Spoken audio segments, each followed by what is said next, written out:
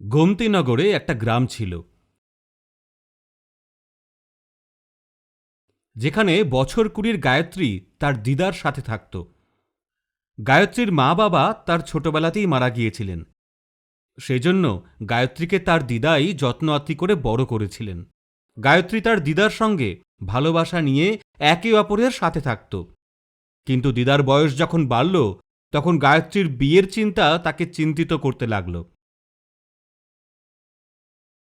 একদিন তাই তিনি গায়ত্রীকে তার কাছে ডাকেন আর বলেন, গায়ত্রী, দেখ, তুই অনেক বড় হয়ে গেছিস, আর অন্যদিকে আমি আমার সমস্ত দায়িত্ব পালন করেছি। এখন আমার কি আছে? আমি এখন এই পৃথিবী ছেড়ে চলে যেতে পারি। কি দিদা, তুমি ৪ ধাম যাচ্ছ, আর সেটা আমাকে বললেও না? গায়ত্রী, এটা মজা করার কথা না। আমি কোথায় চলে যাওয়ার কথা বলছি? আমি এক পেকে যাওয়া এক ফল, যে গাছ থেকে যে কোনো সময় পড়ে যেতে পারে। আরে দিদা, তুমি গাছে তাহলে চড়তে যাচ্ছই বা কেন? তোমার কি গাছে চড়ার মতো বয়স আর আছে? আরে সোনা, মজা করিস না। আমার খালি তোর বিয়ে দেওয়াটাই বাকি। এরপর ওর দিদা খেপে গিয়ে ওখান থেকে চলে যায়। একদিন গায়ত্রী কিছু জিনিসপত্র নিয়ে সাইকেলে করে শহর যাচ্ছিল। সেই সময় রাস্তায় সে এক ছেলেকে বাইক থেকে নিচে পড়ে থাকতে দেখে। গায়ত্রী ওই ছেলেটার কাছে যায়, কিন্তু ওই ছেলেটা অজ্ঞান হয়ে পড়েছিল। তখন গায়ত্রী তার উপর জল ছিটিয়ে তাকে জাগানোর চেষ্টা করে আর ওকে জল খাওয়ায়। ওই ছেলেটা গায়ত্রীর সৌন্দর্য দেখে প্রথম নজরেই ওর প্রেমে পড়ে যায়। তখন ছেলেটা এই জেদ করে যে যদি বিয়ে করি তো একেই করব। গায়ত্রী ওকে উঠতে সাহায্য করে আর তারপর সেখান থেকে চলে যায়। পরের দিন ওই ছেলেটা গায়ত্রীকে খুঁজতে খুঁজতে তার বাড়িতে চলে আসে, আর তার সাথেই গায়ত্রীর দিদাকে সে বলে, দিদা, আমি রাঘব, আমি একজন ইঞ্জিনিয়ার। কালকে আমি আপনার গ্রামে একটা কাজের জন্য এসেছিলাম, তখনই আমি অজ্ঞান হয়ে যাই। তারপর আপনার নাতনি আমাকে জল দেয় আর আমাকে সাহায্য করে। আমি ওকে ভালোবাসতে শুরু করেছি আর ওকেই বিয়ে করতে চাই। দিদা ওটা শুনে খুব খুশি হয়ে গায়ত্রীর দিকে তাকায়, আর তখন গায়ত্রীর লজ্জায় মাথা নিচু করে।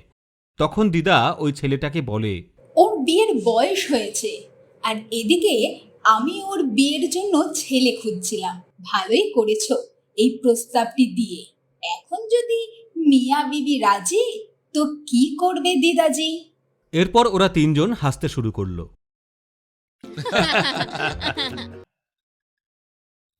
এরপরে রাঘব গায়ত্রীকে বিয়ে করে আর তাকে নিয়ে নিজের ঘরে আসে।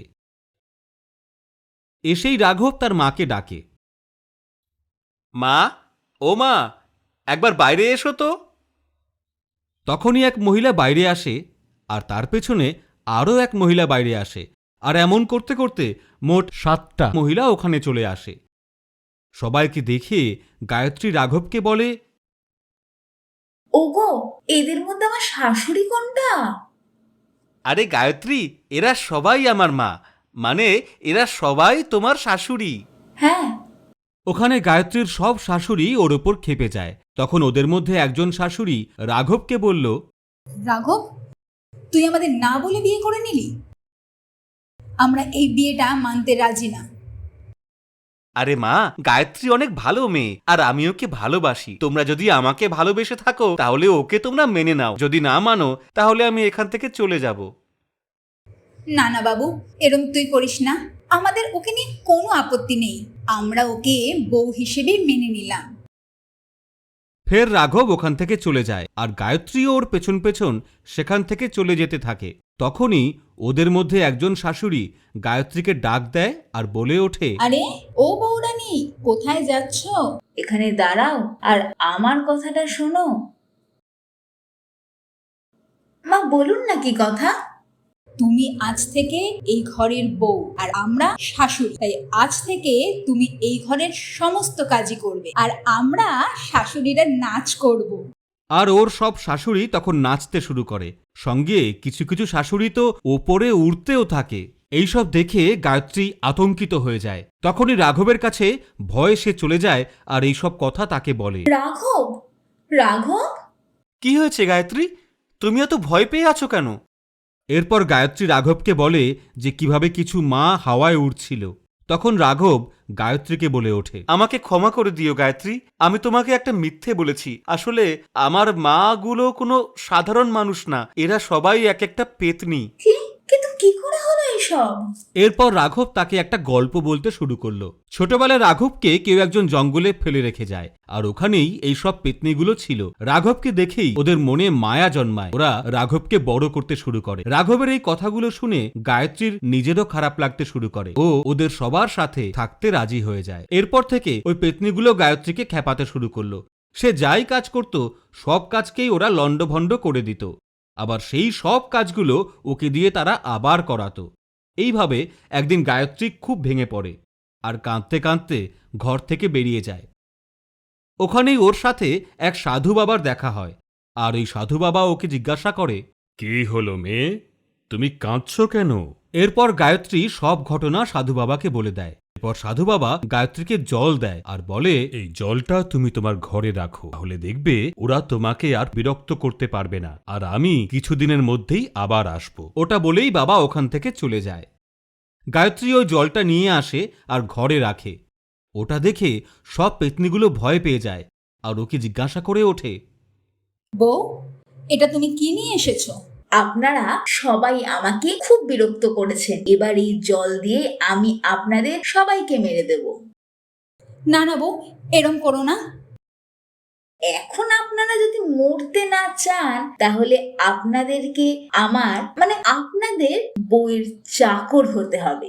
গায়ত্রী ওদের সবাইকে দিয়ে ঘরের কাজ করাতে শুরু করে, আর ওর সব শাশুড়ি ঘরের কাজ করতে শুরু করে দেয়। এরপর একদিন সেই সাধু বাবা গায়ত্রীর বাড়িতে আসে আর গায়ত্রীকে বলে, মেয়ে, এই জলটা নাও আর তোমার ওই সব পেতনি শাশুড়িদের ওপর ছিটিয়ে দাও, তাহলে ওরা সব নষ্ট হয়ে যাবে। না না বাবা, আমি এটা কিছুতেই করতে পারবো না। যতই হোক ওরা আমার শাশুড়ি মা হয়, আর ওরা আমার স্বামীকে খুব ভালোবাসে, আমি ওদের মারতে পারবো না। গায়ত্রী আর সাধু বাবার কথা ওই পেতনিগুলো লুকিয়ে থেকে শোনে, আর তারপর ওরা ওর ভালো স্বভাবের কথা বুঝতে পারে। তখন ওরা গায়ত্রীর কাছে এসে ওদের নিজের কাজের জন্য ক্ষমা চায়। এরপর ওরা সবাই একসাথে হাসি খুশিতে থাকতে শুরু করে। ভালো লাগলো গল্পটা? যদি লাগে তাহলে তাড়াতাড়ি লাইক করে শেয়ার করে দিন, আর বাকি গল্পগুলো দেখা আর শোনার জন্য সাবস্ক্রাইব করে রাখুন আর বেল আইকনটি প্রেস করে দিন, ফলে ভবিষ্যতের বাকি গল্পগুলোর নোটিফিকেশন আপনার কাছে চলে আসবে। ততক্ষণ ভালো থাকবেন। Tata, bye bye.